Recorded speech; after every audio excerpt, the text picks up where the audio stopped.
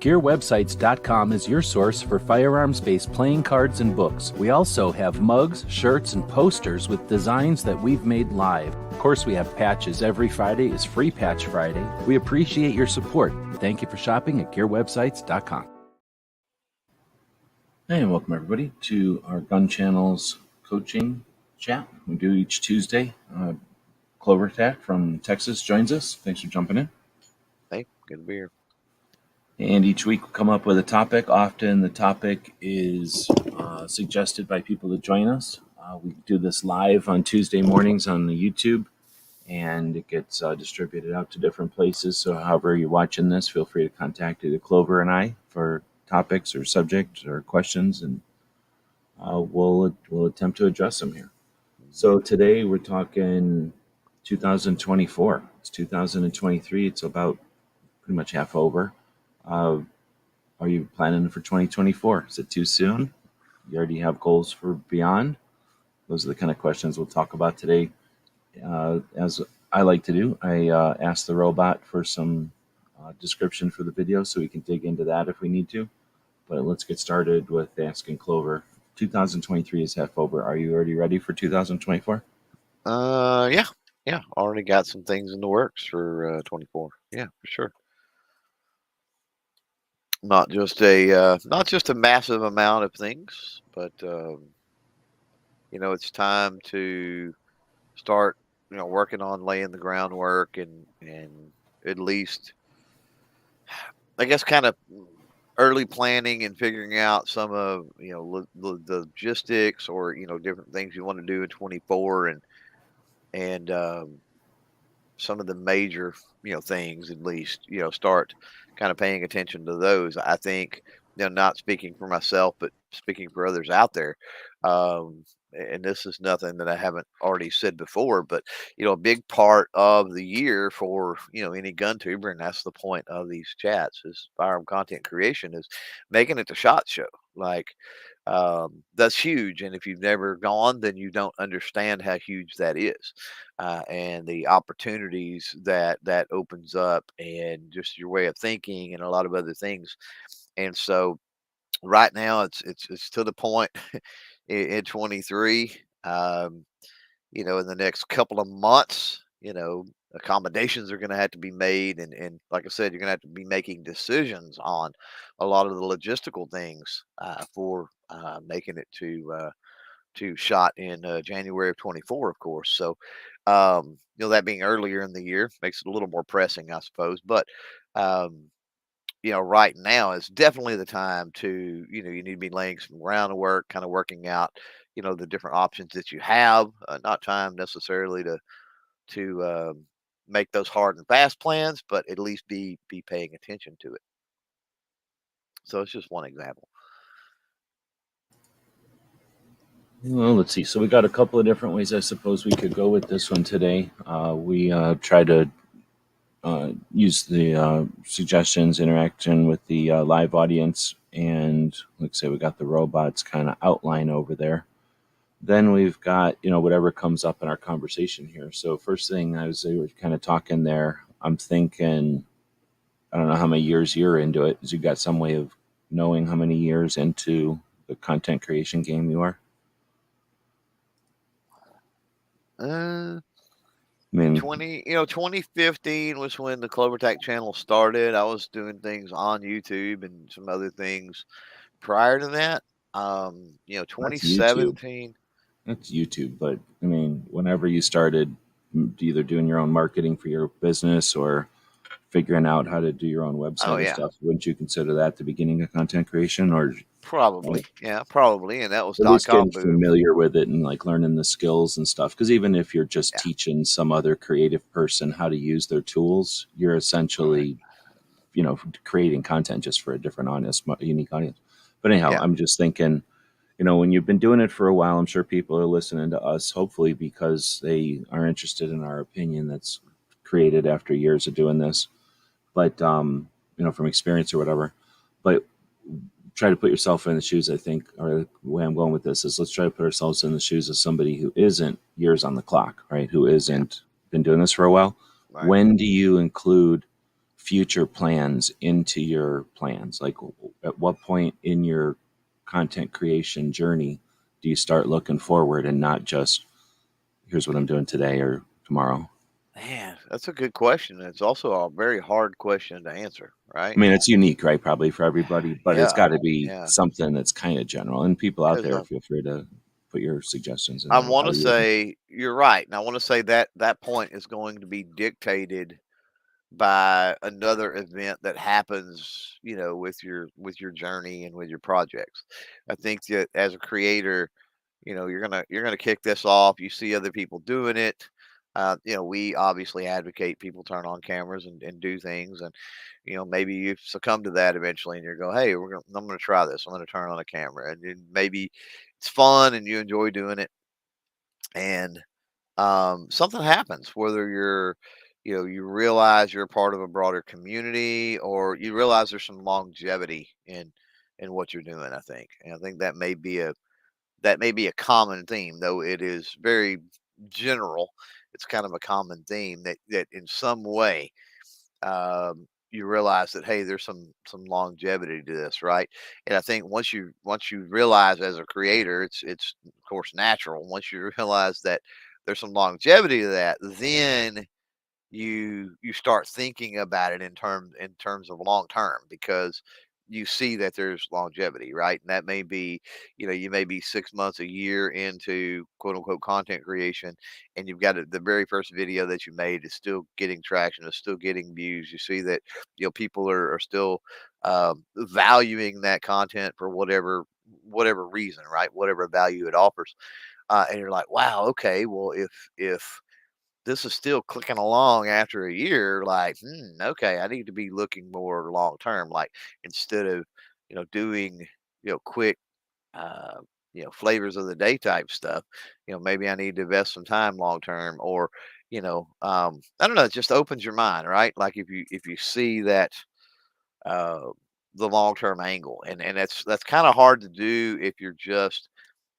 it's a fleeting thing and you're just doing something to have fun, or um, hobby, or whatever the case may be. And then there can be other things that fall into it as well. Maybe you um, learn a little bit and you think, wow, okay, like long term, if I kind of plan this out, if I strategize a little bit for, a couple of years down the road, that's going to free up more time with my day to day job to be able to do this, or maybe allow me at some point to step away from this day to day job. Now, that is um, a very, very high bar to reach. I'm not going to lie about that.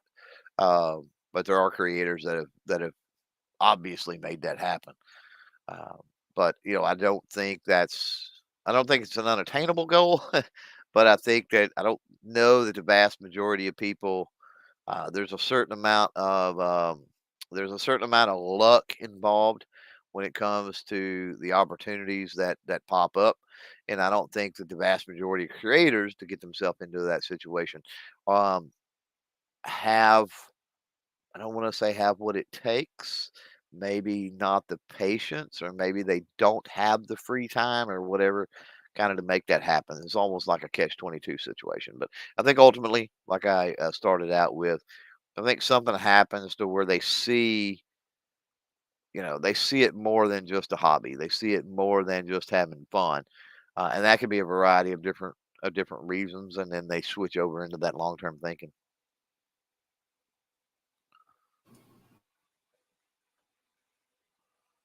Okay, I should hit my mute button. So I think I hear what you're saying with the direction you're going. I would try to throw it into like fishing or guitar, playing a guitar or piano or something that anybody can jump in, uh, participate, have fun with it, and do stuff. Right? You can be an active fisherman or active guitar player and not want to pursue it.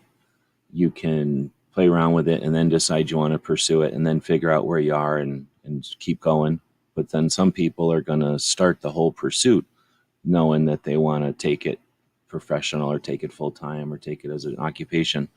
And they might jump in with right off the bat with a plan or, with some kind of strategy. So I think essentially that's what we're saying, right? Like you can Yeah. kind of start this stuff however you want, and once you get into it, you can either kind of start it with a direction in mind. You can start it by just seeing what it's like to jump in. You can just be satisfied jumping in every once in a while. You're definitely welcome, and that's valid use of the tech. Or like say if you like, I think what you're saying there is if you have some bigger goals, or if you develop some bigger goals, that's when you're allowed to take a break and think for a second and go, okay, instead of just splashing around here, maybe I want to swim in a direction. Hmm. Instead of just swimming, maybe I want to go somewhere with this skill set. Right. All right, so we got Ghost out there throwing in some points. You can't see stuff anymore because I'm not paying for StreamYard. So before Clover used to be able to see behind the scenes and stuff, but I don't have any of that anymore. So, I can see the starred, but that's about it. oh, you can? Hmm. Oh The yeah. ones that I've got like in queue or whatever? Yeah, the ones that you have starred, I can see. Okay, you just can't bring them up or anything anymore. Correct. Okay. So yeah, so at least that way like we're just gonna hit some of these things. Um Now, real quick, because Go ahead. it goes into what I was saying. Ghost was talking about there. Did see the comment about creating your own luck. Um, and this is true. I talk about this all the time. It's a valid point. Um, I don't foresee it so much as luck as I see it with opportunity. And I think that paying attention to your positioning, where you're at, what you're doing, to be able to take better advantage of those opportunities when they come up. Um, you know, is like it the example of making it to SHOT Show, for example. I mean, everybody has their stories, or there are many creators, I should say, that have their stories about the amazing opportunities that have happened, that have come up through SHOT Show. But ultimately, you have to lay in the groundwork, right? Do the work to position yourself to be able to make it to SHOT Show, whether that's from a building up the media presence standpoint, to actually financially making the trip happen. And then you've got the work, you've got the obviously the burden of working the floor, and talking with people and all these other stuff. So yeah, when I say work, or when I say luck, I mean more opportunity, and there definitely is work involved in positioning yourself to be able to grab onto that opportunity.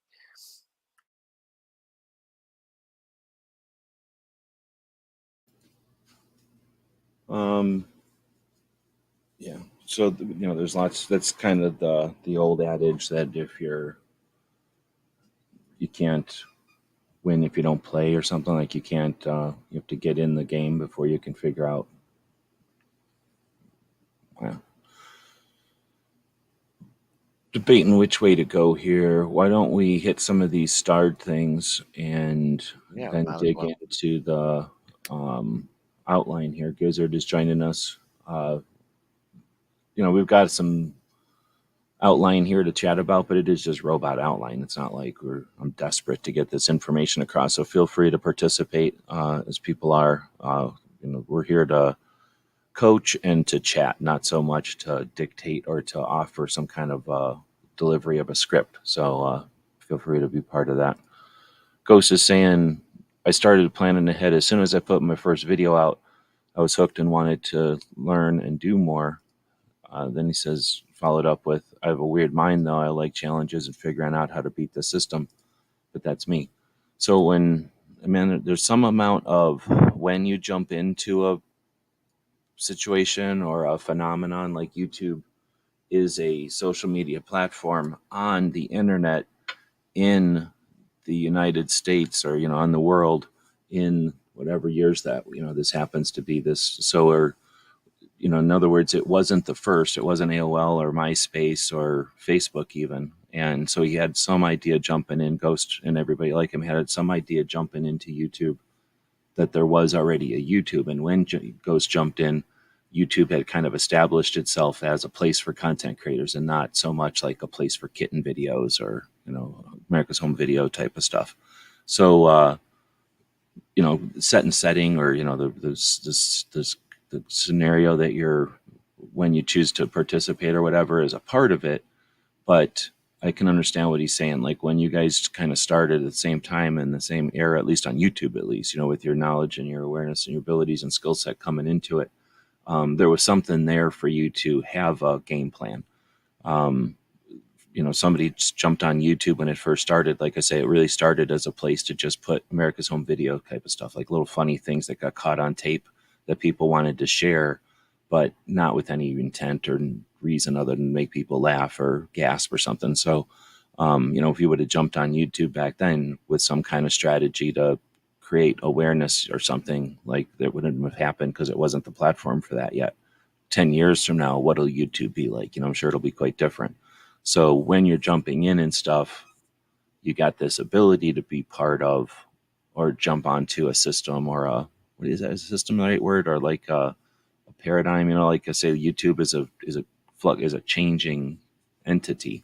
So being able to jump on, especially now in 2023, a new content creator or somebody that's in the beginning of their journey, it's definitely established. So being able to think of it as a puzzle or is it a puzzle? Is it a set of rules? Like thinking of it as a thing to like a challenge is definitely applicable, I think. Yeah, yeah, I would agree. It's we started out kind of talking about background, and I was, guess you could call it, creating content back .com boom, right? Like late '90s or whatever. Um, but as far as really getting serious and like future, I mean, yes, I used it for business purposes. I used it for different things, but I really didn't. And I sort of seen, because technology has moved so fast, I've sort of seen things coming in that respects in the future. But as far as the content side and content planning side in the future, that didn't happen for me until late 2016, early 2017. So it's been a fairly recent thing, and not the vast, but dang it, percentage of my YouTube know-how and knowledge and understanding, has obviously, it's been since then, because that's been a primary focus. That if I'm going forward, moving forward, looking to the future, you got to have some kind of basis. Like if you're if you're going to travel across the country, you got to have some basic understanding from where you're starting out to where your finish line is. Some basic understanding of the layout, right? You don't need every interstate, highway, county road, little small podunk town, everything else. But you've got to know that Maryland's on one side of the country and California's on the other, for example, and Right. Colorado's somewhere in the middle. And it's not a 2 day trip, it's a 4 day trip, or it's Correct. a 3 day Yeah. journey, not a 1 day journey. Yeah. Right. Right. So some kind of lay of the land, some kind of tale on the landscape of it, and so um, yeah, that's was kind of the realization that I came to, that hey, I needed to know, at least understand those basic tenets of content creation, and it just grew from there, of course. So if we're talking about, there's lots of different angles here. I'm trying not to go off in too many tangents. So if we're talking about 2023 being half over, the concept of planning for 2024, I threw it into the robot and it came up with a bunch of these things like defining your niche, content strategy evaluation. I like that one. Expanding platform presence, leveraging emerging technologies. That's an important one. Community building, collaborations and partnerships. I like how they made a difference there. Content monetization, personal growth and skill development, reflecting on successes and failure, and then future outlook. I think these are actually really solid, like bullet points or whatever. Would you, just hearing them for the first time, I'm sure, add anything, remove any of these? I think they're pretty solid. Yeah, I mean, as I was reading them, they kind of were general, but then they got really, really good. So, defining the niche, are niches important still in 2023 going into 24? Are they going to be important in 24 going forward? Oh yeah, yeah, yeah. That'll always be a thing, because depending on the niche, there's certain ways. This when it when you're talking about the style of the presentation, there's certain things when it comes to policies on various platforms. Um, with the niche, you've got what am I thinking? Depending on the niche is, the size, the potential size of the audience, you know, um, Mhm. that sort of And thing. So maybe like, even if you're able, like a niche that's phones is different than a niche that is like horse people, because horse people are probably way less apt to even care about the internet or have time for yeah, the internet, where people on phones are literally on phones. yeah, right, yeah. So it does make a difference. All right, I'm gonna be a alternative to that. Niches haven't always been a thing. They started being more of a thing. I mean, for business and stuff, it's kind of smart idea, but we wouldn't have chicken and waffles or ice cream and something else if we didn't have people that were okay with not fitting into a niche. So I don't think niches are necessary. I think they're definitely easier, but I mean, we're doing a couple of projects right now that are similar, and niches aren't necessary at all there. And 3 years ago, I would have never understood that. I would have been like, "What are you talking about? Niches are super necessary." So I'm at least open to the idea that going forward, I don't think niches are going to be such an important thing. And when you think about tech, we think of tech as the way it is because we like to think of things being consistent, I think, as humans, as mammals or whatever. But when we really think about it, the stuff that we're depending on is being like the stuff that we're building to or talking about here, the infrastructure and the systems are YouTube, and it's literally only been around for a few years and it's changed over those years. So, the niches and stuff, as computers get bigger and are able to do more than just simple uh, logarithmic calculations on data and stuff, I think we'll see where niches are a little less necessary, or at least multiple niches will be way easier to deal with. And then eventually, I think just people, what's that word? The eclectic nature of people. We can lean into that, and we don't have to be like so one trick pony just because the stupid computers are easier that way. So I think we can see some flexibility there, but I think going into 2024, let's not be too optimistic. Having a niche is useful, and the thing is, you can have more than one niche, and I think mastering niches is what I would say going into 24. Quit thinking that you have a niche and think about how many niches you can juggle realistically, or not logistically or financially, or how much are useful for your projects. Or what do you think about that? Is that crazy, or is that valid going into 24? I think, I mean, we already see that somewhat, right? Because, you'll hear people that talk about niching down. A lot of the big creator helper gurus in general will talk about niching down, but then on the same token, you hear people talk about, which is absolutely true, talk about the algorithms, the search and discovery algorithms on platforms like YouTube and how they're designed to cater to the viewer, right? Um, I think that when it comes to niche, you gotta think common theme more so than I only deal with this certain item. Um, and I think as long as you're not thinking about it, and you got to think about it in the right terms, right? Um, so it's like, okay, well, I love off-roading. Well, that's great. That doesn't mean every video has to be off-roading, but maybe you tell a story while you're off-roading. Maybe there's ways to incorporate variety into that niche. Um, because even this is the weird thing. It's kind of like when you talk about religion, right? And people bring up atheism, right? Well, that's kind of that movement, like by definition of religion, is a religion in and of itself. So, so the niche thing and all, it's kind of that way too. I mean, even if you like, oh, I just do a variety of things. I go out and I shoot guns on one video, and then I'm extreme couponing in town on the next video, and then but the thing But is, that then that becomes a niche. that becomes a vlogging niche, right? Or a lifestyles niche at that point. So it's either way, it's still the niche. aspect of things can apply. I think the niche is that compass, right? I think the niche is something that gives you a general direction and a general overview.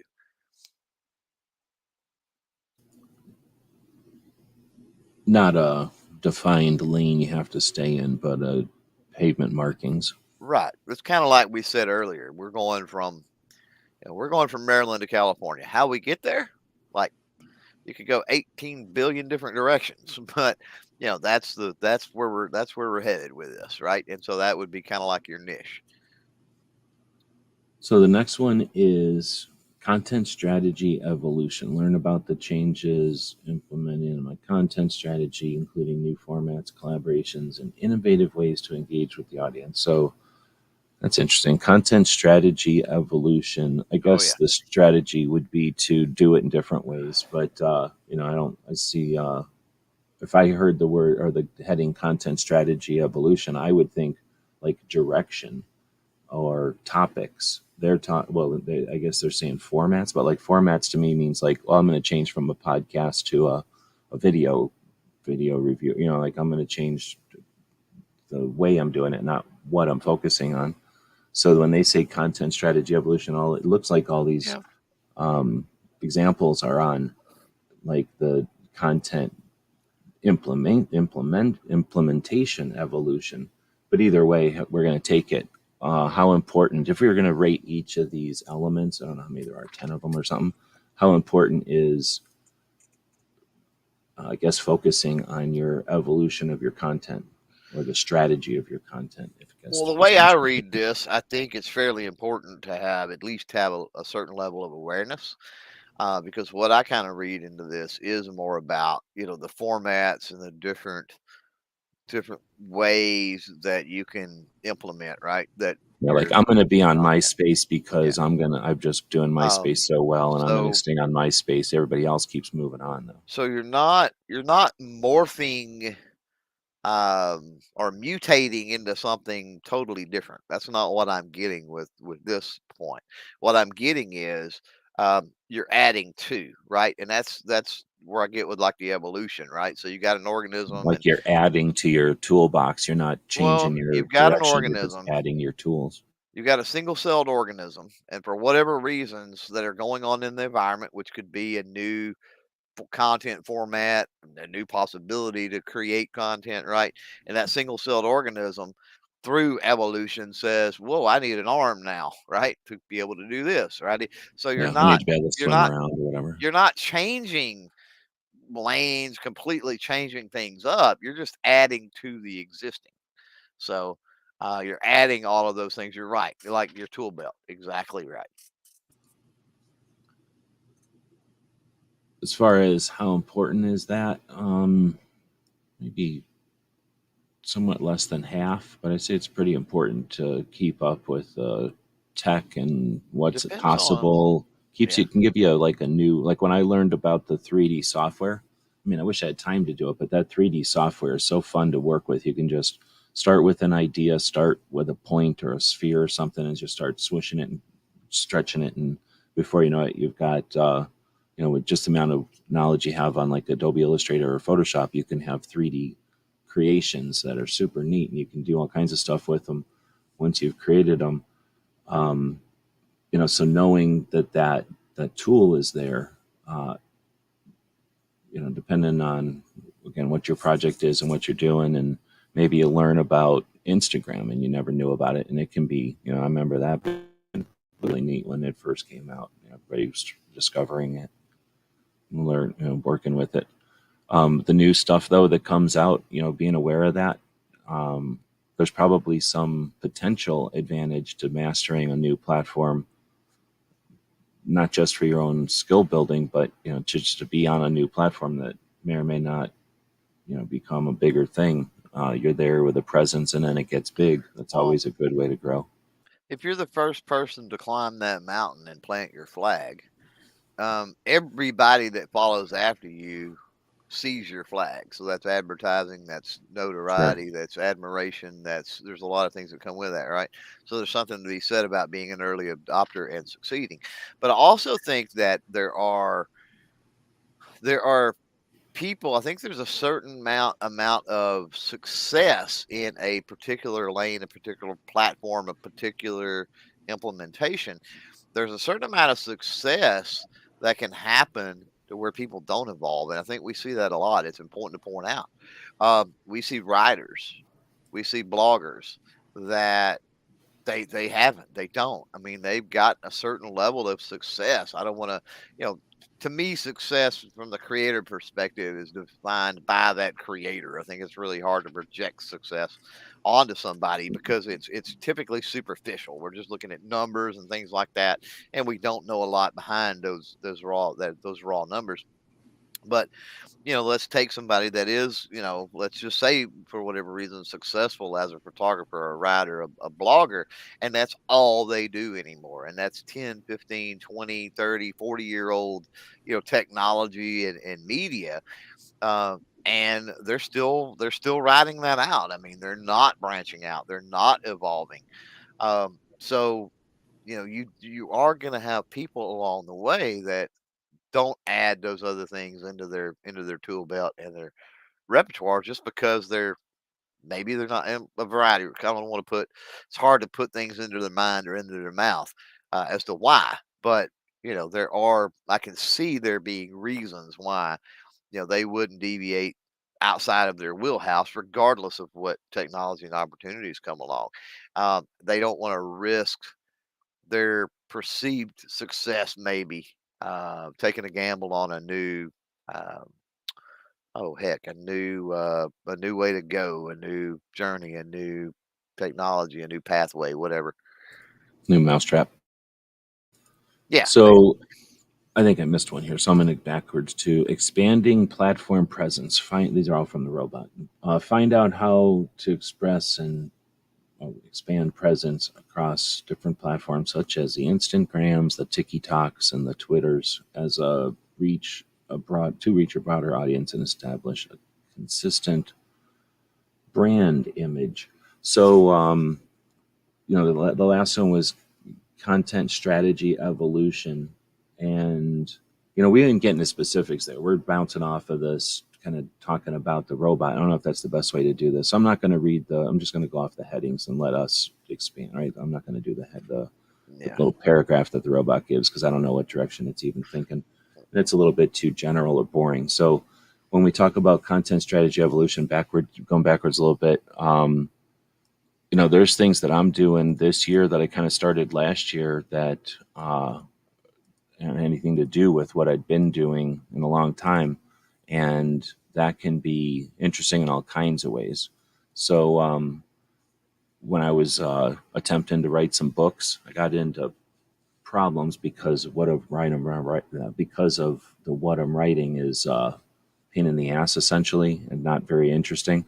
Um, but I could have done something. I could have been writing something that is more interesting and that has some demand. But I would have enjoyed learning more about that. So, there's things that are out there that are avenues of content creation that people may or may not be paying attention to only because either you're so tied up in what you're already doing or only watching what other people are doing that we're missing stuff. So I just wanted to, go back to that to say that the evolution of strategy is more than just new platforms, right? So maybe it is writing a book, or maybe it is taking some time off and travel and attending a few events, if that's something that you haven't done, or maybe taking a break from attending events or changing the way you attend events, just to deliberately allow yourself to evolve in a different direction, or at least be aware of the different directions that are potentials for you.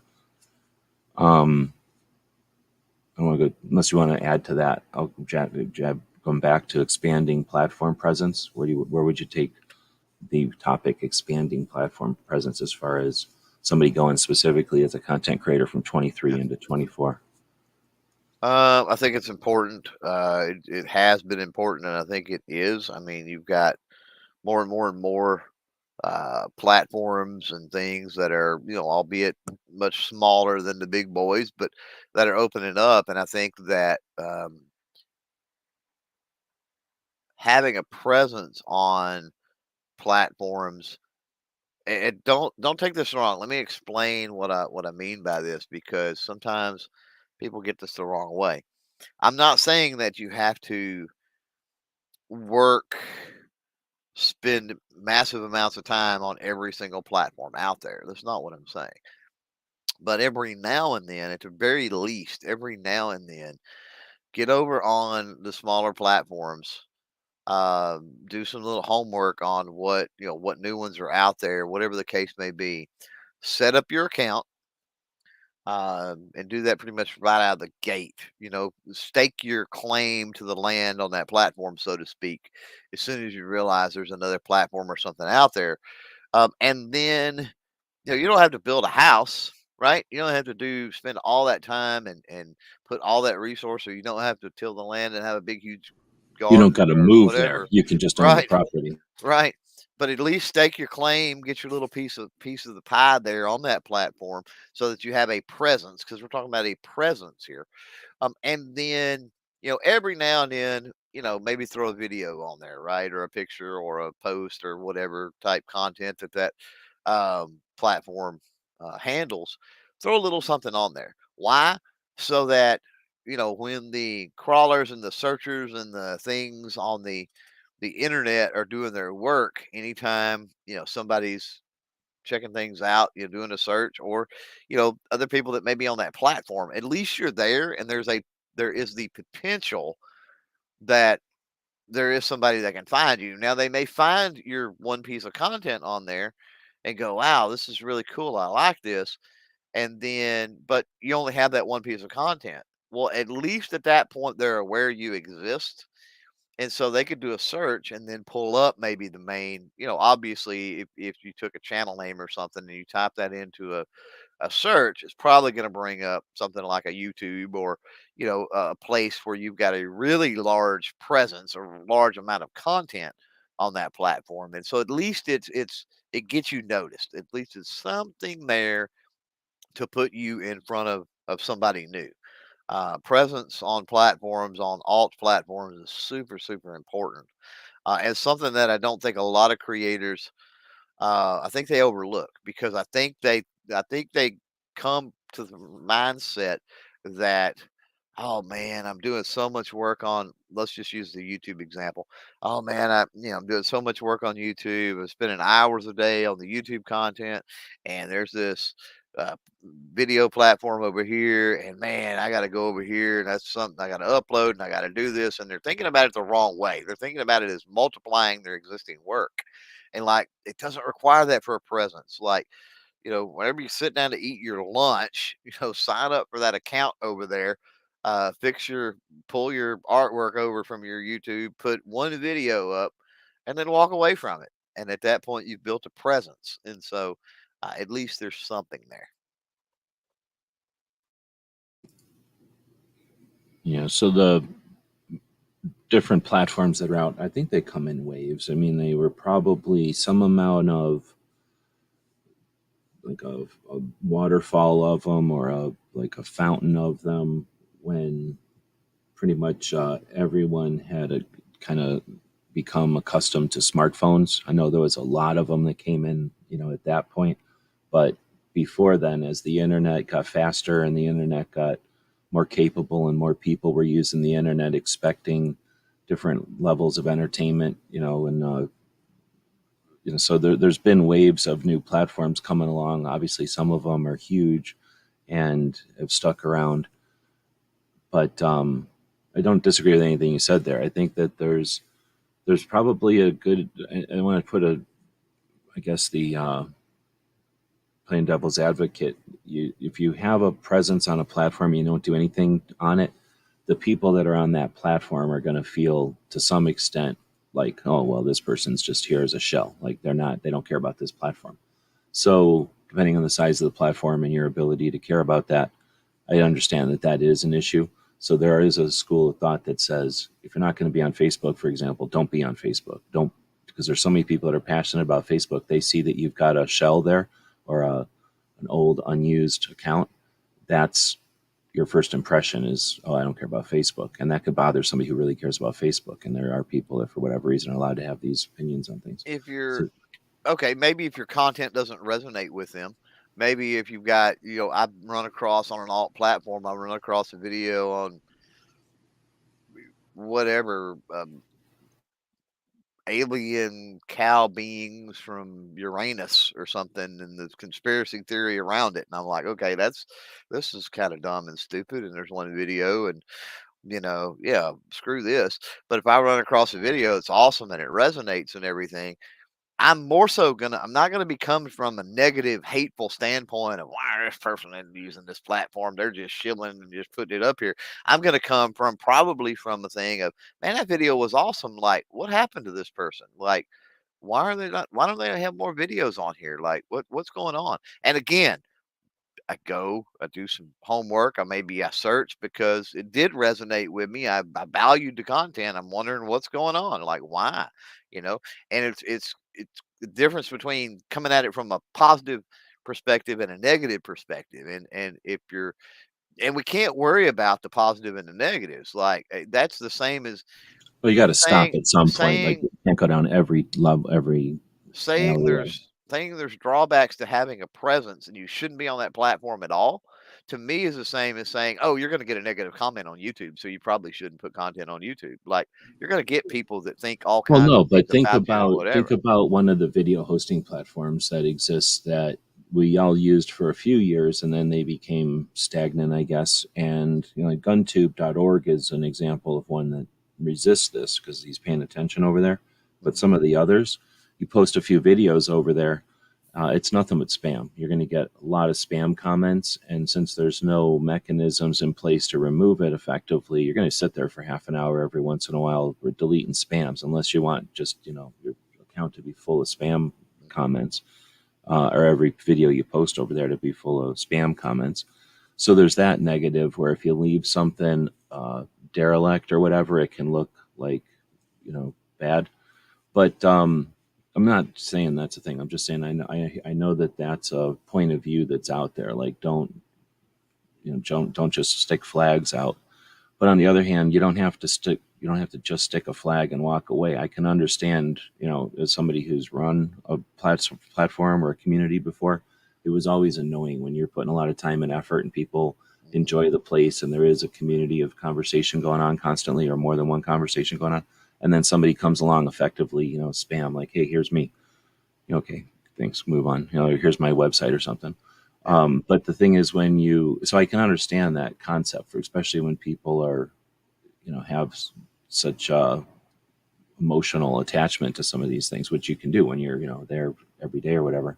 Mhm. Um, but that's where I say you don't have to just leave a flag and move on. You can leave a table of contents. You can leave um, like what some people do when there's a street fair or something or a parade, and they're going to close their business, but they don't want to be a jerk. So maybe they'll put a table out front that says, like, here's a sample from our bakery. We had to close for the parade, but enjoy a sample or take a snack, a gift bag or something. Like, here's a sample of what we got. So maybe here's the table of contents of what I'm doing, or here's some way to show my most recent video or something. And although I don't use this platform, I encourage you to check out, Instagram, because that's the one I use, or guntube.org because that's the one I use all the time. So, there's the way to leave a presence that is a Right. a message instead of just, Direction. Yeah. like spam. And that's all I was going to get at is that, there Well, are people that think of it as you don't want to reach. And I can understand. I mean, I yeah. have, like, Reddit's a good one. She Ferris was bringing up Reddit before. She's comfortable there. Not everybody is. Reddit is really weird, and it started out being super angry. Now they're just sort of really sarcastic and difficult to deal with. But if you're comfortable there, I can imagine you don't even think that. But it's probably like the same way somebody awkward going into a loud bar or something and not understanding all the the traditions of that bar or something. They're used to going to some country bar and now they're at some rave bar.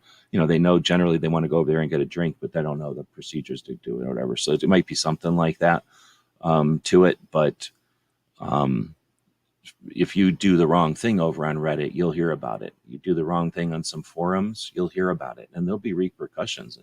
Sometimes you're just there to innocently let people, hey, I'm just trying to spread the word about my project. I think it's a valid project. I want to find more people that are interested in it. You get over there and they're just, you find the wrong people and they're angry about it. Okay. And so I guess there are some negatives, like leaving in some places where they're really active, like in forums usually. And Reddit's essentially a giant forum. You go to some places on Reddit, I'm sure it's fine. People are nice. If you're talking about kittens, I'm sure people don't immediately get angry at you. But you go in and talk about some things, and people get super sensitive about that. They start getting really upset. You do the Yeah. wrong procedure or the wrong way of doing it. Well, I think that when you're talking about, letting them know when you talk about alt platforms, and one of the things that the reasons I guess I don't worry about it too much, I just push my content up, is I've still got,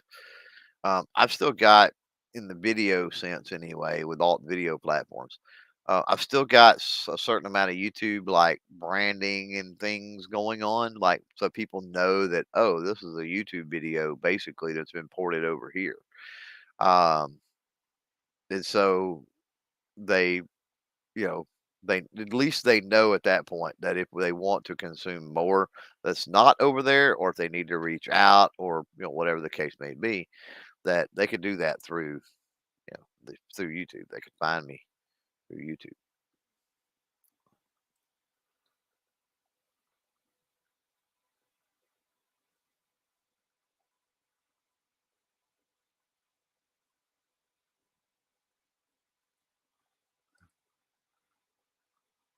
Right. Did I Oh, get I'm muted. There you Sorry go. about that. So I just want to make a point again. I was just playing devil's advocate when we're talking Yeah. expanding platform presence, getting on different platforms. I'm all about get out there, even if you just got to leave a flag. You can't know, at least go monitor. Leave a flag, and if you go back 2 weeks later and everybody's complaining because all you did was leave a flag, leave a table of contents. If they're complaining because all you did is leave a table of contents, appreciate that people are there paying attention to your table of contents. Interact with them. If it turns out they're a bunch of jerks, you're allowed to move on. But give the platform the attention that the platform demands, right? So I'm definitely a fan of like use these things. Yeah. I've had way more. I'm ragging on Reddit. It's the only one I can really rag on, I think, except for a couple of old forums that were angry. Yeah. On Twitter's weird, but Twitter's where people go to yell at each other.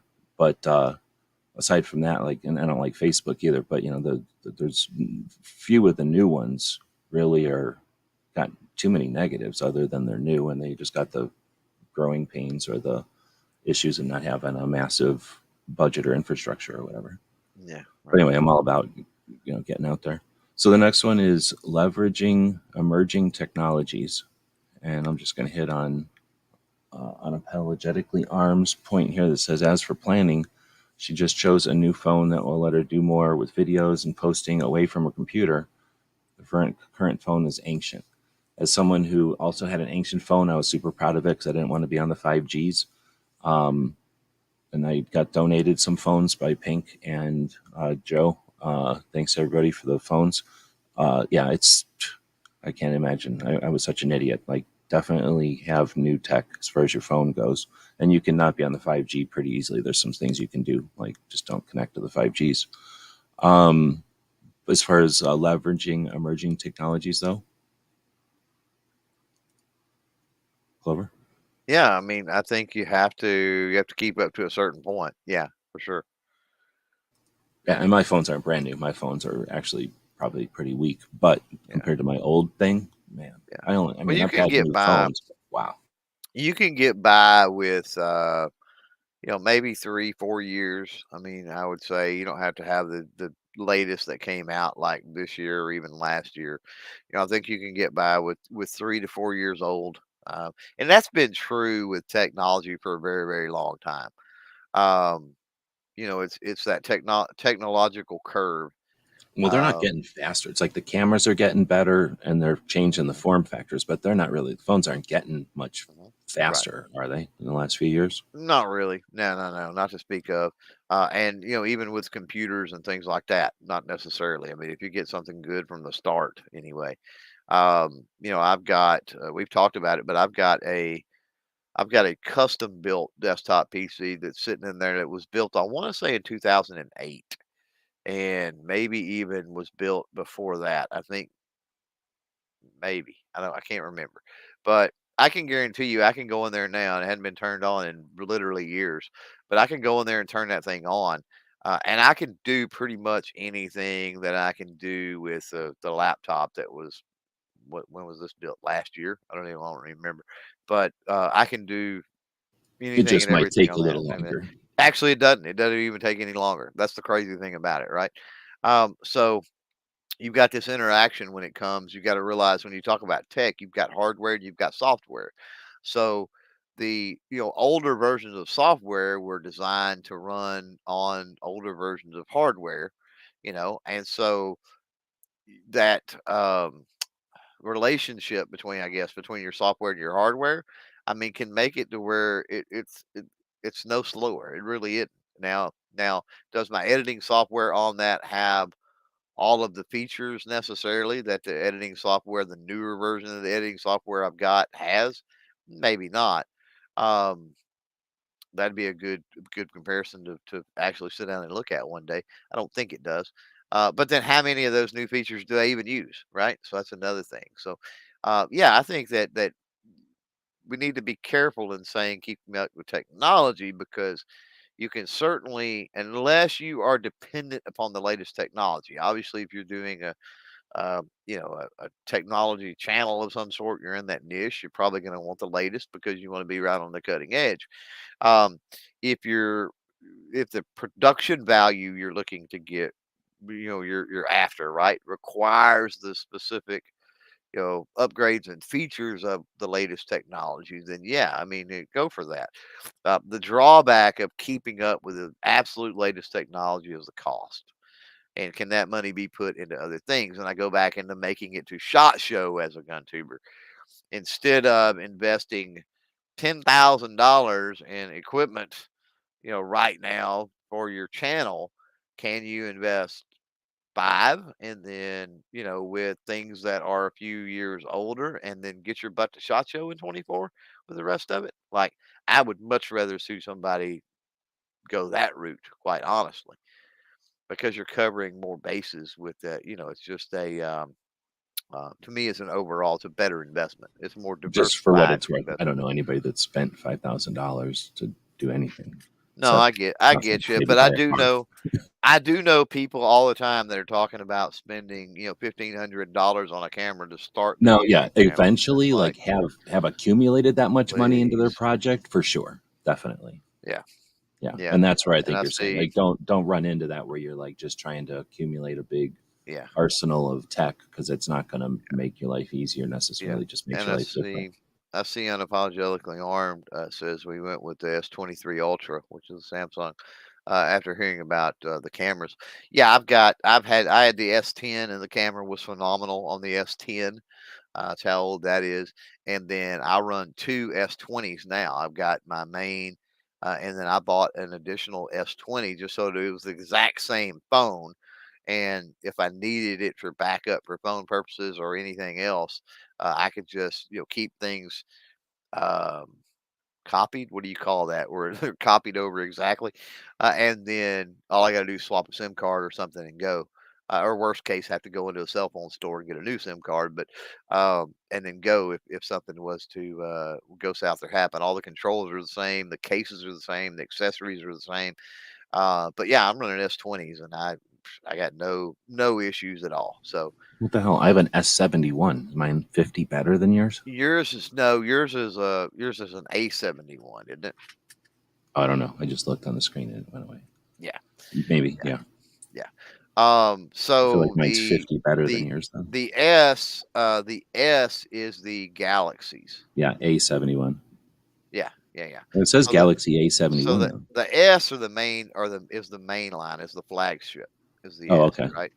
And then you've got the A series, and I think there may even be some other series, and those are more carrier specific built Oh, okay. Yeah, type I have a things. T-Mobile one or whatever. Like I have the one that you get at the store when it's like buy this and you can get this Hmm. for Yeah, $5 a month or whatever. yeah, yeah. Okay, so but yeah, so essentially you don't need something fancy. This is a camera that costs like $120. This isn't a very expensive camera or a phone, I guess I should say. And the cameras on it are massive, like My 24 S20, megapixels or something. yeah, my S20, the one that I bought. because I come out of, was it SHOT Show? I got back from SHOT Show this year, and for whatever reason, and the screen was already cracked and everything else in my S10. That was what I was using for the backup, and the S10, um, I mean, the screen was gone, like half of it or more than half of it won't even light up, and so I just went out and ahead and bought an S20, exactly like the other one I've got, same color and everything, but yeah, it was like $150 for like a certified refurbished, like it was in as good a shape or better than the one I Yeah, currently had, you know? Yeah. anybody wants to buy one of these, we both have Amazon links, so go check out our Amazon links. Yeah, good point. Yeah. All right, so the next one is community building. Oops, there, community building. A very important, mostly overlooked aspect. I see so many creators that are on their little islands, and Well, going yeah, into 2024 specifically, yeah. opportunities for it. Um, the value of it is still a thing. Yeah, I mean, okay, I'll shut up. So from 2023 going into 2024, community building, what are the, I mean, we know it's a good thing. What are the nuts and bolts of it? Like, what are the, What are going to be the benefits going into 24? well, the how to, I'm thinking, because we know the benefits. I mean, people are watching this because they want some coaching. That's kind of the same, they understand the concept. I don't think we need to Yeah. cheer up, cheerlead community building, but, specifically the nuts and bolts going into 24. Well, I think specifically you've got definitely got platform changes that happen. Being plugged into the community can help you be aware of that type of stuff moving forward. There are changes coming. Um, like we were talking about, just the getting to SHOT Show, like being a part of community can not only help you um, with getting some perspective on what other people have done. It can potentially help you mitigate cost by sharing a house or travel expense or whatever the case may be, above and beyond. So that type of thing. Um, Be interesting. planning for events and being aware of what's happening in 24 event wise and things like that. Same thing with the same thing with community. The things that apply to 24 kind of all apply across the board, historically and everything. Well, all right. So you bring up SHOT Show, and it's a big one. It's expensive, and it's at a time of year that's not necessarily opportunistic for everybody. Like when Ghost is doing his stuff, he's got a busy season and stuff. So, like, there's things that if somebody's busy season or they're something going on in their world where SHOT's just not going to work for them. Oh, people in Virginia, like that's their rally day, and that's a dilemma because they have a lot of important state level stuff to do. So there's some contradictions there. So I just wanted to bring up there's other options, right? There's things you can do to work up to a big show like SHOT Show or a show that's going to either cost you a lot or take a lot of your time, or both, wherever that might be. So there's things you can do incrementally. Something like a local gun show, start doing those. Start getting involved in a local group. Maybe there's a group that does cleanup in the public shooting areas. Maybe it's something that's representing gun owners at meetings of whatever it might be, public, get-togethers, or maybe like out here in Arizona, we get quite often we have the government agencies will get together and have panels. So people that just show up to be a voice for the gun owner or the recreational shooter are super important, and that is again a way to get boots on the ground, like get time on the clock, and to get experience in all the different ways of getting out there and meeting people. Once you're more comfortable doing that, it's a lot easier to go to SHOT Show once you've been there before, right? It's a lot easier once you've been to Wanamaker. It's a lot easier to go to Wanamaker once you've been to a few gun shows. It's easier to go to gun shows once you've been to a few gun shops, right? So it's all just steps and okay, I want to take the big jump. I want to take the long dive or whatever. So I'm going to start working up to that. I'm going to learn how to swim. I'm going to get comfortable in the water. I'm going to start taking dives. I'm going to start taking trips that are day trips. I'm going to start taking trips that are overnights. Maybe start going to shoots or something like an event that's like TriggerCon or something like that's I don't know what to call these, like the evolution of gun shows, like gun community events. So I just want to throw that element out there that there's ways to jump into it. Going into 24, I think it's essentially critical. I don't think you can do. I think you're going to have a limiting factor if you don't get out and experience to some level the community, right? More than one level. I don't know. It might be too dire with that. I don't know. I've thought that was the case for a very long time. That and it's because I've been lucky enough since pretty much 2017 to have been a part of that, and even prior to that, I've understood the value of community, even in like personal lives and professional life. And so, um, there are a certain amount of people because they're introverted or whatever the case may be, they don't get the power of community. So, I don't know. I don't know that it necessarily becomes more more important, and I'm hesitant to say more and more people are paying attention to it because I see so many folks all the time that I see so many people that are a part of a community they don't even realize they're a part of the community. Does that make sense? And it's crazy to see that. Hmm. Yeah.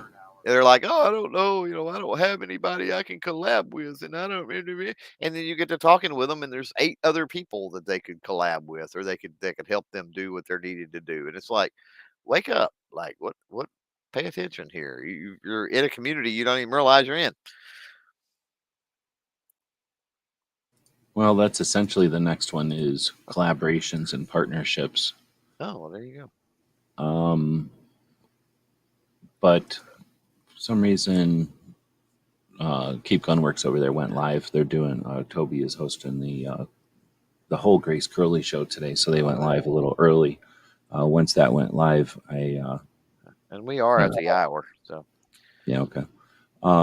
So I just started getting distracted here, but Chief Hires the Santa just talked about that. Attending events to network and build relationships is critical, in her opinion.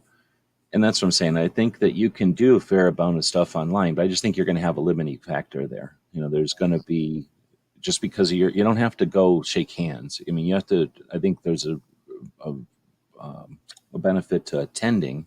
I don't think you necessarily have to go be the center of attention at that event or like somehow be the keynote speaker or anything like that, or any even level of that. You can go and observe. And that can be just as useful because it really, the people that observe, at least in my opinion, I've always been that person who's observing. I'm not there to be part of it or to take center stage or to throw my audience's weight around, so to speak. I'm there to give my audience a peek or a view.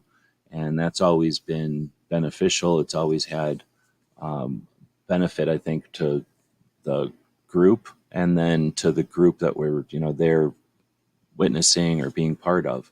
So, I don't think you necessarily need to go to SHOT Show and be making reviews or anything. Going to SHOT Show and attending it lets you see the scope of the industry and lets you have a chance to sit down on a bus as you're going somewhere and chat with somebody from a gun shop and then wait in line somewhere with somebody from a manufacturer and then chat with somebody with a camera who's a content creator. You don't get that opportunity where everyone's kind of focused on the industry and what's new and chatting with each other as opposed to we got 2 days here for a gun show or we got an afternoon here for a shoot.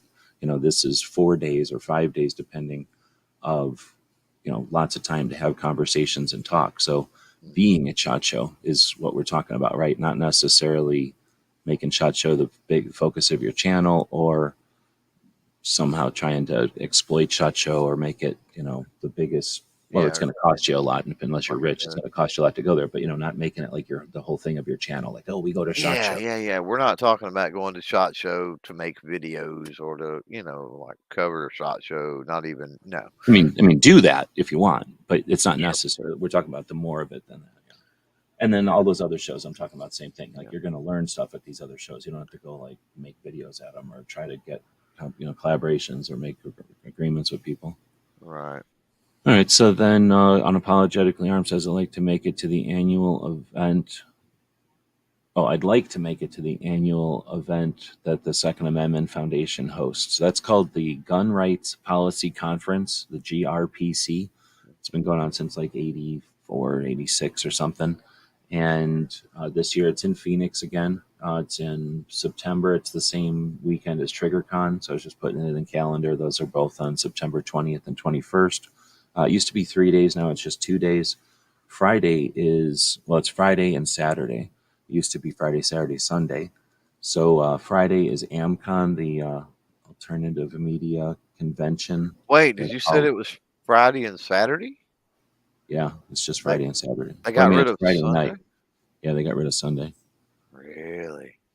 Well, because nobody was showing up on Sunday, so why waste I everybody's guess, time? but like, okay, but there's certain folks that can't or don't go on Sunday, so that's or on Saturday, so that's weird. Well, I mean, they have to do something. And um, I like the idea of them doing Friday and just making it a 1 day thing so everybody can stay in town for the Sunday and then do something on their own. I mean, if it opens up opportunity for everybody to collaborate and create all kinds of time to do stuff on Sure. Sunday, I might be wrong too. I thought they said that it was Saturday and Sunday or Friday and Saturday. Yeah. Oh, sorry, let me turn down Toby a little bit. Um, uh, but anyway, it's called. Oh, and then the AmCon is Friday, Friday during the day. AmCon is actually, or the GRPC is actually only Friday night and Saturday, and it's really only a get together at night. It's not a formal anything other Yeah. than like they feed you. That was a pretty Everybody drinks. amazing. Yeah, the Friday night was pretty freaking awesome. The Friday Saturday night is the only part that's actually any good, honestly, but Yeah. it's not guaranteed. Let's put it that way. Like But it's that's kind of sometimes what we everybody were. splits. Sometimes Yeah, everybody splits and it's useless. Sometimes everybody hangs out and it's a really fun opportunity to meet a bunch of people. yeah, and that's what we were talking about. So to bring this back around to the instead of a tangent, but to bring it back Yeah, around, collaborations and partnerships and that's what we community were building. talking about with like shot and stuff. It's not necessarily about the event itself. It's what the event is able to facilitate by having all those people kind of in one place at one time. Yeah, well said. Yeah. Raid them. Raid what? I forgot what we were talking about there. Gizzard Oh, stay right, the gun rights Cody. policy conference. And your two phones maybe. And then Gizzard's going to that trigger con. Hey, I think convicts with triggers is a good idea. So I'm okay with that. So then we just kind of talked about collaborations and partnerships. We got content monetization. Going into 23 to 24, there's more money on the table than there's ever been. It costs more to do stuff, and there's no need to foot the bill unless, again, you're considering it essentially a hobby, I guess, and you're just super rich. But if you're considering your project a business or your project a hobby that can pay for itself, then easier than ever in 2023 and 24, and opportunities galore. Yep. And I'm not going to say it's get quit rich quick. There are people doing that, but they're assholes. But there's definitely money to be made out there. Oh yeah. And depending if you get out of the gun realm, then there's probably all kinds of ways to make money quick. Yep.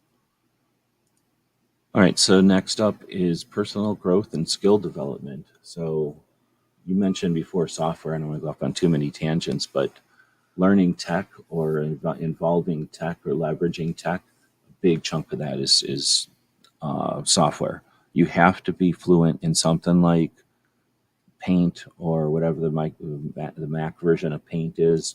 Essentially the free imaging software on your computer.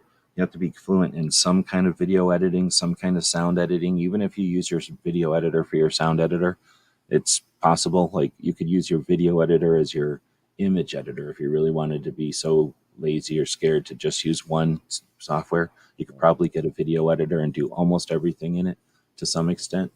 But being able to do thumbnails, like using like an Adobe Express or a Canva or one of those types of softwares that allows you to quickly image manipulate to create thumbnails with lots of templates and shared stuff, being able to confidently like remove a background that's easier than ever. Like it's literally a click of a button now. It's really the only difficulty there is deciding which software you're going to use to click the button in. But the getting comfortable with tech is the same as once you're comfortable with your car, you're worried about where you're driving. Once you're comfortable with your television set, you're worried about what you're watching, not how to turn the volume up. It's the same thing with software, right? Like once you're comfortable with certain numbers of software, maybe 5 programs, you can just be more comfortable and competent online. So I think that that's super important. Yeah. So as far as like personal growth and skill development, I think that's, if you're thinking like, what does that even mean? What can I do to personally grow or develop my skills? Learn software. Like just go start learning the software, even if it's a stupid app, CapCut or Canva or I don't know, Adobe Express. Like use one of these things that are essentially free. That your skill set once you've learned it will apply to the next software app that you try to learn. Essentially, once you learn a couple of these things, everything else is just adapting. Oh, okay, it's like that one. Just like when you get in the first car and learn how to drive, you're not perplexed by the next dashboard you see. You're not like you're not overwhelmed by a different type of steering wheel. You're just like, okay, I can adapt to this car. Okay, I can adapt to this truck. Okay, I can even adapt to this motorcycle. I still know how to drive. Software, right? You got to be good at that. I'm Yeah. glitching on software here, but in 2024 and 5, I think that we've seen a spurt in software. Like I've mentioned, spurts that we've had in platforms in the past with Right. the way that we communicate. The software spurts, and I don't think it's just AI. I mean, AI is going to be a whole nother realm here, and this is a good time to start learning stuff because AI is about to change things fundamentally. So having some of these key references now will help you, as everything starts to reference where we're at now, because that's, take a snapshot of where we are with tech today. It's AI is going to start to make it really different now. Anyhow, Yeah. I think I'm glitching on that part of it, but I mean, I guess collaboration and going to things and meeting people and shaking hands is a skill as well, and it's again something that's going to give you a lot of growth personally. But I don't know if you already had something somewhere to go with this, or if you want to. Where would you No, take this? I was just gonna say that, and I've said this, for many years. I would be somebody would be, I would go do a service call, or I'd do this, or I'd do that. And I would do something in a piece of software, whatever it might be, Excel or whatever. And they're like, "Wow, you really know a lot." And I'm like, "You just happen to ask me the right question." Like I know when it comes to software, know enough to do what you need to do. Like you don't have to go to college for it. You don't have to know every single moving part and piece and option and button and everything else. But at least the stuff that learn the capabilities, which is pretty easy to get an idea of the capabilities of it, and then from that discern, okay, out of all these capabilities, what are the things I'm going to be using for my projects, right? And then become fluent with those. And if you want to learn about the whole freaking thing and anything and everything you could possibly do with that piece of software, I mean, go for it. I don't have a problem with learning new things, but just keep in mind, you don't have to learn every stinking detail of every piece of software out there, as long as you can get done what you need to do and get it done efficiently. Yeah, very well said. And it applies to like pretty much all the different kind of softwares you can think of. Oh That yeah, strategy works yep, because they're just saying build your brand, learn to market it. That's the key, and that's pretty good way to sum up yep, projects. yep. We got the next one, second to last, reflecting on success and failure. So as we go through 23 into 24, I don't know. Hopefully, people have had goals and ambitions and places they've attempted to take their projects over the last couple of years. And I know that things changed with all the craziness of the last couple of years, the new norms and blah blah blah. But a lot of people had time and inclination and ability to start projects and maybe had initial success based on the circumstances or the climate, and then things have changed and things are at a different, they're fluctuating, and reflecting on that, You don't know when you're looking at a bar graph or a chart or something. You don't know if you're looking at the front half or if you're looking at the whole thing. That's kind of depending on how long you're going to be doing your project. But uh, when I look at stuff, I try to think of it. I might be looking at 1 year of a 5 year project, and in that case, what am I looking at here? If I'm looking at uh, success or failure over the last year or the last few years, is that the whole picture, or is that the beginning of a bigger story? And if that's the case, what do I need to do to change the trajectory, or where am I? How long is this going to ride this way? I don't know. I'm kind of spinning off there, but Yeah. how do you go with reflecting on success and failure?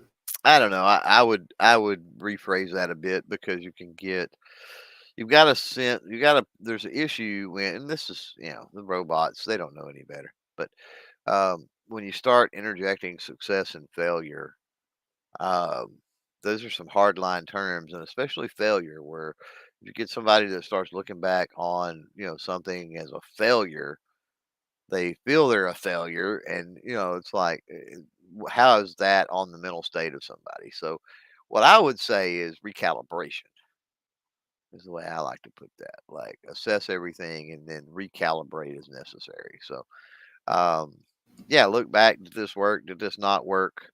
Look, and you got to look at multiple aspects, right? Don't look at just numbers, analytics on, videos or content. um Counts on a social media account, and the follower counts. Don't just look at those things. Look at engagement. Obviously look at the profit loss. Look at ROI. Like, I went to this event. What did I get out of it? I mean, ultimately, what did I get out of this? And if it was especially a situation to where money was spent, to significant money, to get to that event. Like, hey, is the relationships I built at this, or the opportunities that came up because of this, were they worth that investment put in? So, and then, like I said, don't consider that a failure if it wasn't. It's just like, okay, I need to recalibrate that. Yeah, I mean, be realistic, Maybe, right? maybe that event is not one I put high on the to-do list next year. Maybe next year, instead of that event, I try another event. I check out another one, right? And so that's for me when we're talking events. I prioritize um, the events as best I can. Like, where is the time and the money better spent, right? And so, same thing with this. Look at your content. Look at everything you're doing. And time is a big one. Good Lord. Now that I've brought that up, it's clicked in my head, and I thought, holy crap, like, you really need to recalibrate and look at time. Look at, I did all of this, I've done all of this, how much time did I spend away from my family? How much time did I spend, not taking care of myself and worrying about myself and being able to relax and chill and just enjoy life and all this other stuff. Like, all of that has to come into play when you start to recalibrate. All right, so I agree. Because it has some points here. Success is just the refusal to fail, never be satisfied. We can all have setbacks, roadblocks. It's how we respond that determines our success. Those are great points. When you talk about how to gauge success and failure, I was interrupting there, but I think having realistic expectations. So, like going to a gun show and experiencing what gun shows are.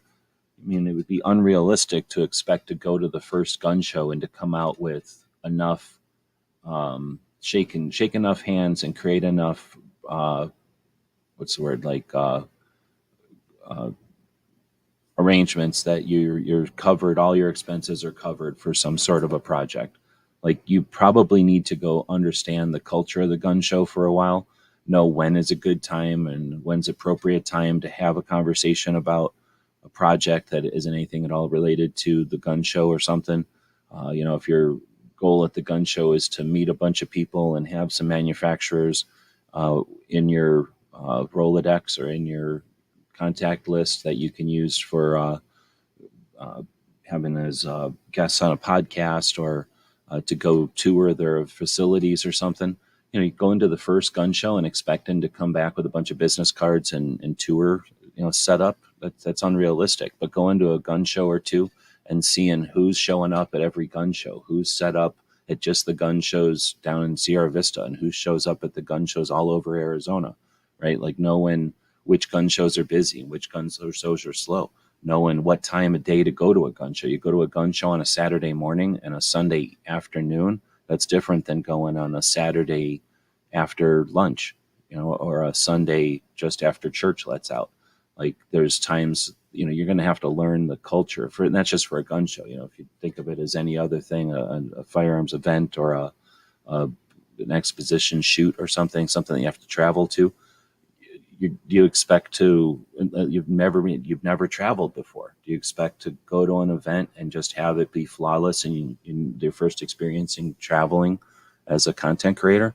Or is it more realistic to go, I'm going to go to my first couple of events and get the lay of the land. I'm going to go to my first couple of events and learn how to travel and get comfortable and learn how to come home and decompress and learn how to edit and get my stuff up. And then by the third event, by the third year, by the third gun show, I expect to have a level of proficiency or of skill set. So that's something that might be hard to calibrate or gauge, but that's something that others can definitely, from a different perspective, can help you with. Okay, let somebody know, hey, I want to go to SHOT. Is it realistic to go this year or next year? And if you're saying next year, why? What steps should I take to get there?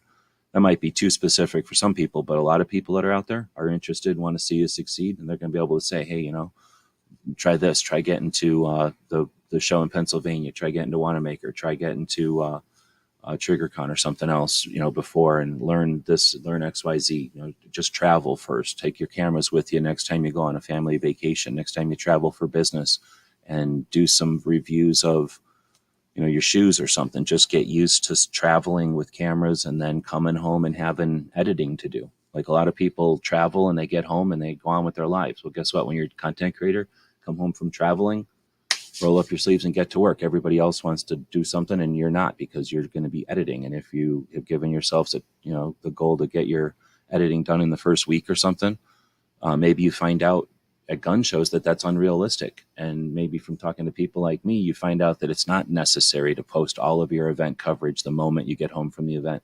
Maybe you figure out that your style is to go cover an event, put up all that information on a hard drive, put it in a drawer, and 6 months later, open it up and break it open.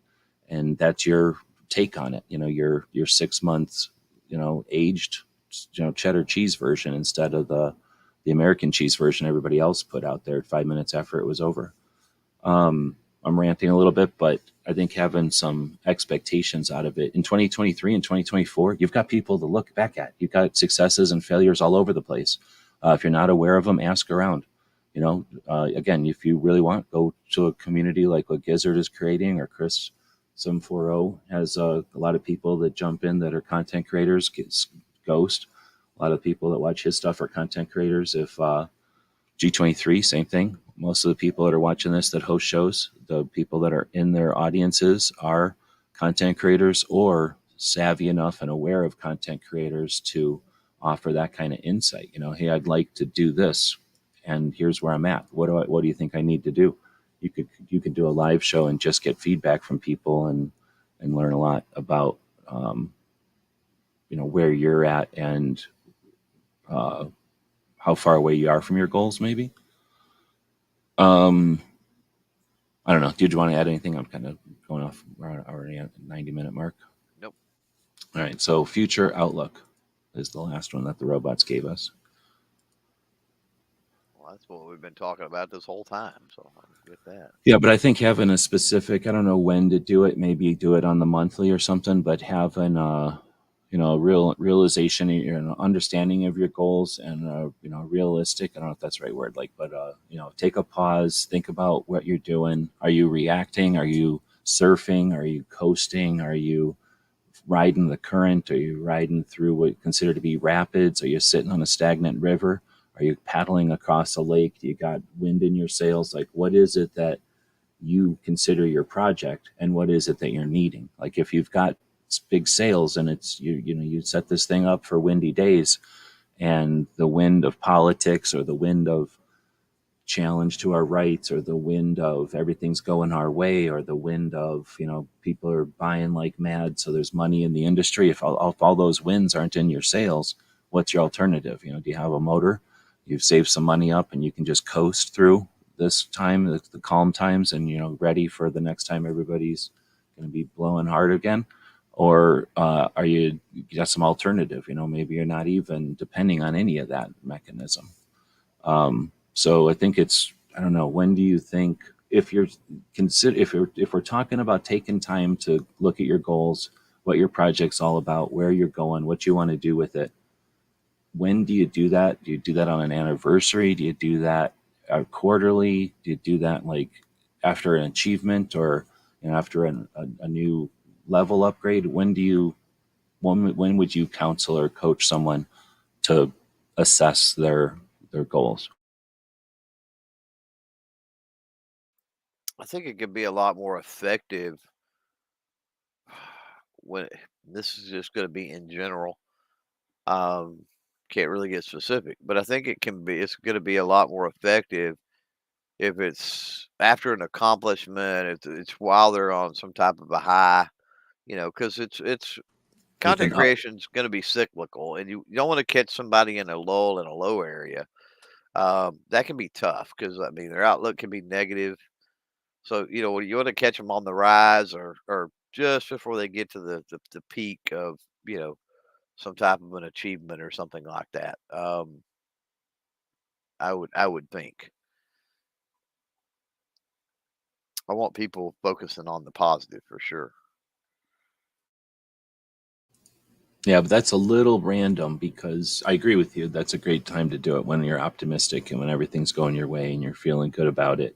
However, is that dependent on those times? And then are you only at the peaks of all the waves, making I mean, that's a good time, I guess, to make uh, course directions and changes and stuff. But every once in a while, it's good to, when you're at the bottom of a trough or whatever, to be aware of what's going on too. Because what looks great, fine, smooth sailing deep waters at the tops of waves isn't. There's the other side of that. And Right. like you were saying, time away from the family and stuff. So when you're super optimistic and everything's going your way, and like you create massive, great goals, challenging goals, I'm not against that or nothing. I'm just saying, being realistic again. It turns out you took all your free time and now you got sour grapes from people that had taken time away from. Yeah. All right, so I don't know if there's an answer. I mean, thanks for throwing it out there. I was trying Yeah. to click on people that I think we hit everybody that's out there. Thanks everybody for joining us and being part of the show. G23's put in, why not on the middle ground when you can get an honest look at the overall picture? What does that mean? I don't know. Maybe focusing or something. I don't know. I don't know what he's getting at.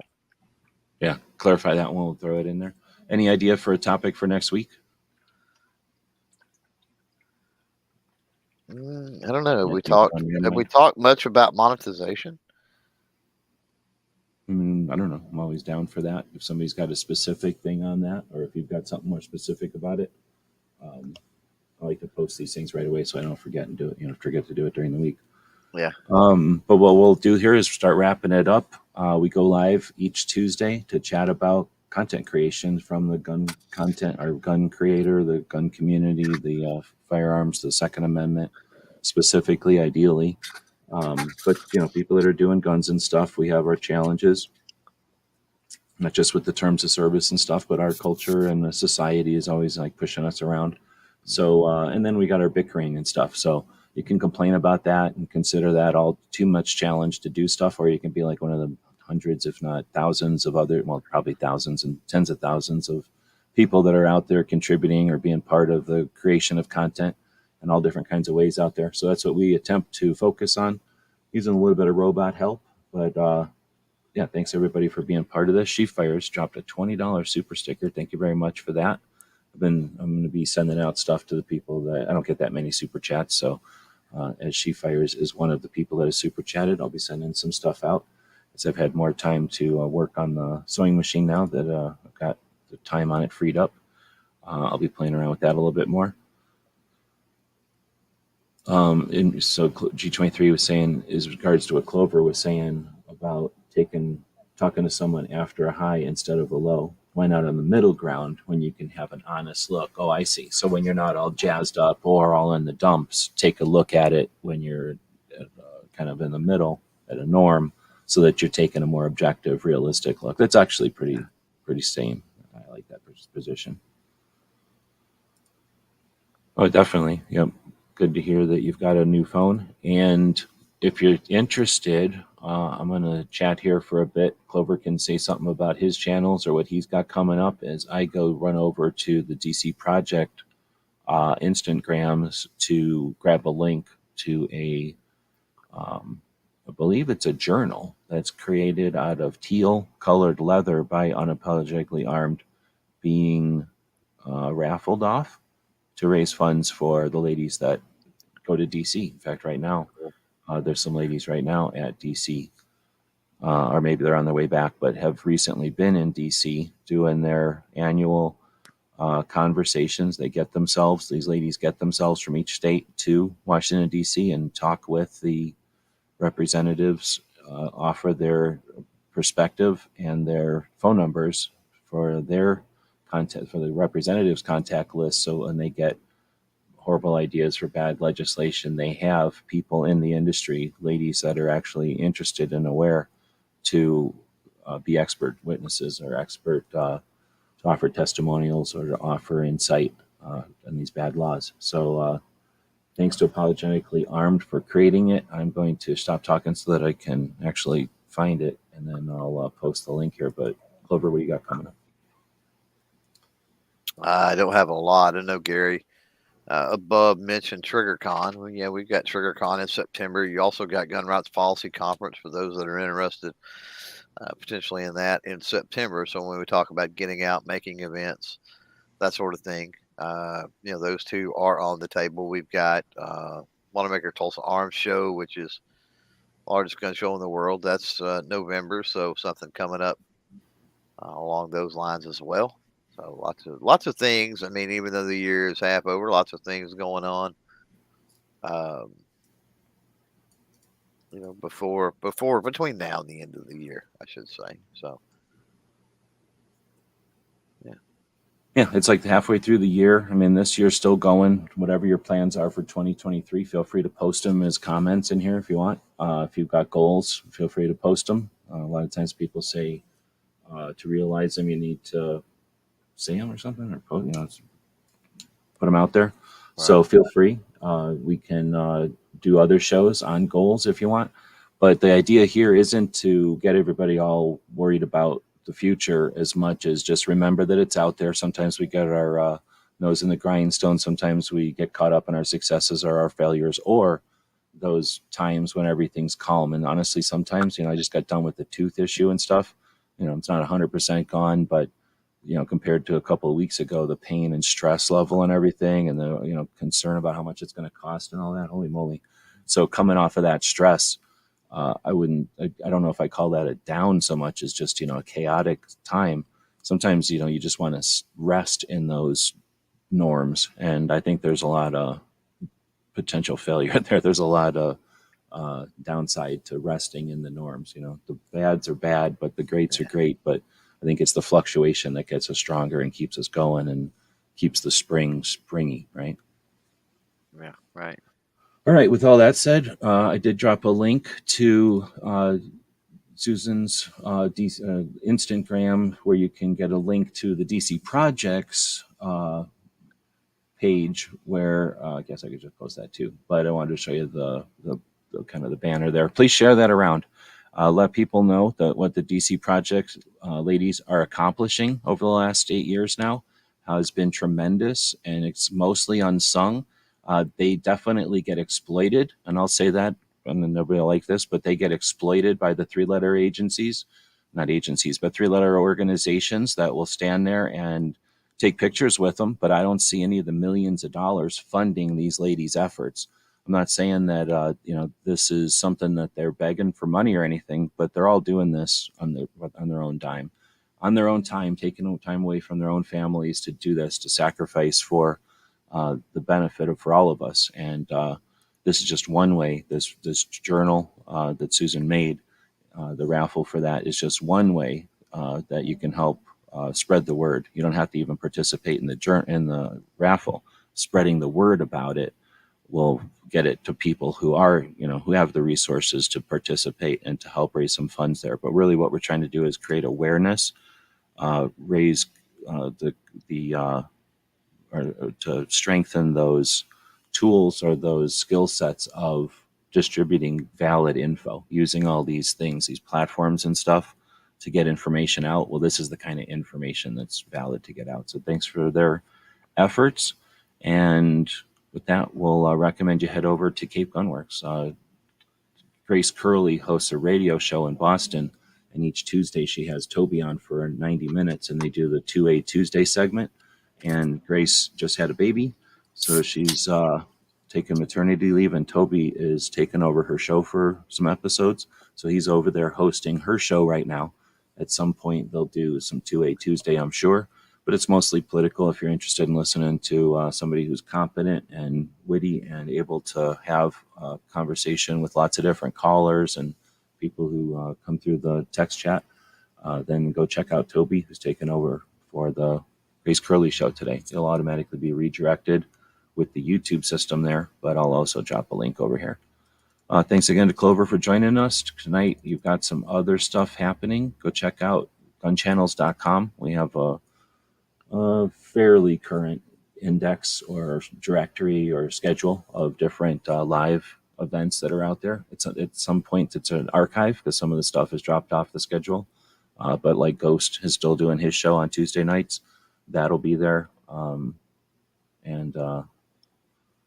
Thanks for joining us tonight, or this morning, I guess it is.